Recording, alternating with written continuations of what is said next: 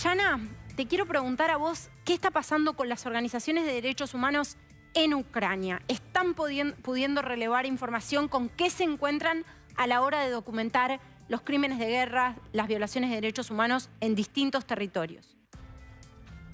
Bueno, alrededor del gobierno ucraniano, lo cuento con palabras comunes para que todos puedan entender. Existe un organismo ahora que está encabezado por uno de los asesores del presidente de Ucrania, el señor Smirnov, que está ocupado de hacer una investigación de los crímenes que está haciendo Rusia contra Ucrania, y se están juntando los testigos, los testimonios, ¿no? Y esto se va a presentar como un juicio contra Putin y sus aliados.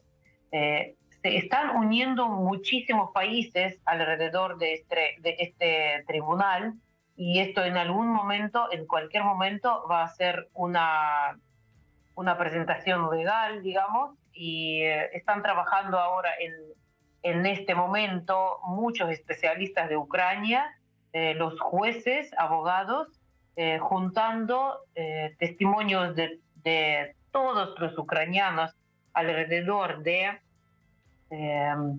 crímenes de guerra y crímenes de violación. ¿Sí? Todos esos crímenes pueden entrar a esta lista perdón, me salió palabra Sí. en español.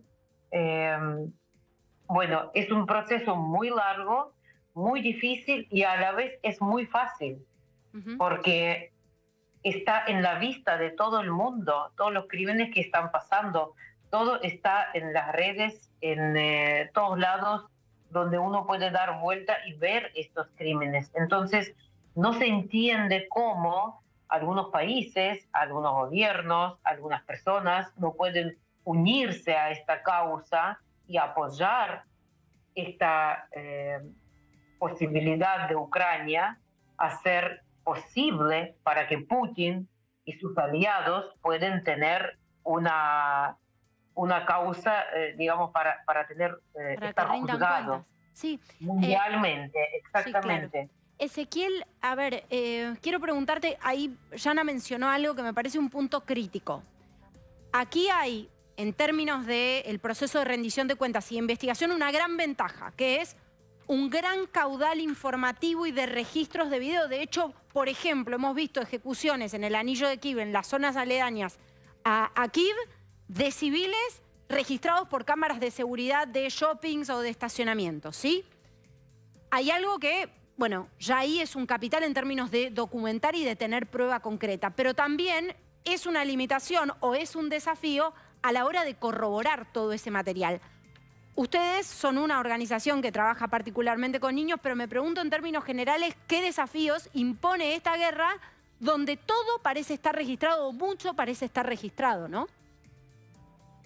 Sí, es obviamente, a ver, en cualquier guerra hacer monitoreo de violaciones es una actividad muy difícil por el acceso al lugar, porque Claro. pueden estar registrados, pero digo, eso es una sola fuente de información, uno necesita corroborar las fuentes de diferentes formas. Claro. Entonces, tener acceso a posibles víctimas o tener acceso a gente, a testigos, eso en lugares de conflicto es muy difícil, porque puede haber un bombardeo y digo, no, uno puede tener acceso a ese lugar. Claro. O sea, o la persona que tenías, que era esa fuente de información, capaz ha sido arrestada o ha muerto, entonces esa fuente de información no está más. Obviamente es difícil, pero como decía antes, hay muchas organizaciones que están trabajando de forma complementaria. El Sistema de Naciones Unidas ha creado varios organismos que están trabajando de forma complementaria para colectar esta información. Yo creo que va a ser muy difícil, obviamente, tener de forma masiva toda la información, pero algunos casos ya se han llevado a cabo de violaciones al derecho internacional por parte de la justicia en Ucrania, digo, la expectativa que hay por las actividades del fiscal de la Corte Penal Internacional y de las investigaciones que está llevando a cabo es de que algunos casos también puede que lleguen a la luz en la Corte Penal Internacional. Claro. Pero bueno, hay que ver qué sucede. Pero la colección de información en cualquier conflicto siempre es una situación muy desafiante, obviamente, porque el acceso a la gente y a la información, porque es una guerra, digo, es muy difícil. Bueno, Ezequiel Jeffes de Watchlist, una ONG que trabaja con niños en situación de guerra, y Jana Chuchman, como siempre, saliendo con nosotros, en este caso desde Ucrania. Muchísimas gracias por este contacto. Muchas gracias, a Carolina. ustedes. Saludos.